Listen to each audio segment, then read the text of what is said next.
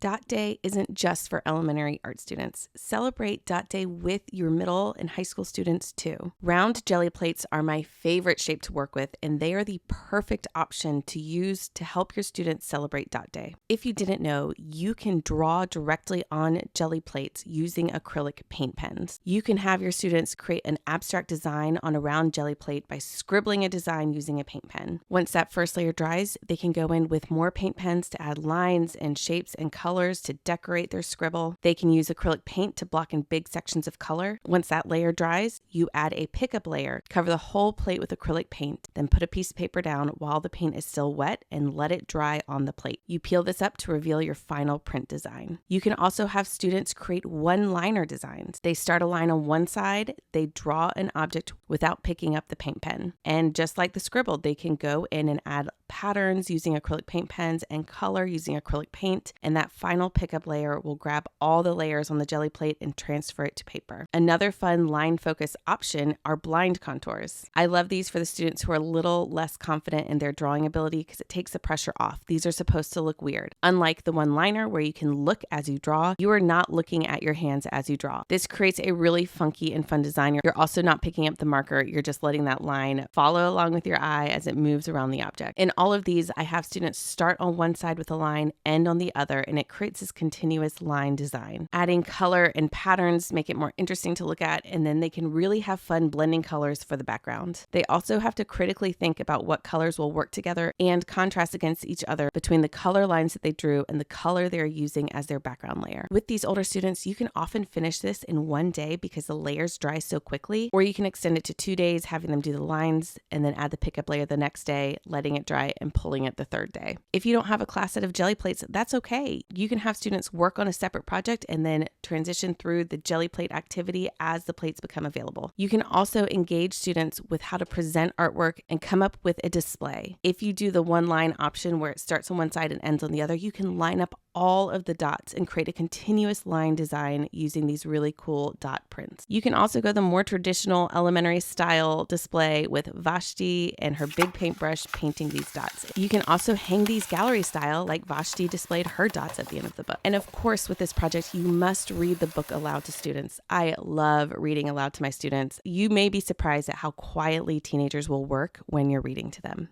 Celebrate Dot Day with your older art students. Join in on the fun and try jelly printing at the same time.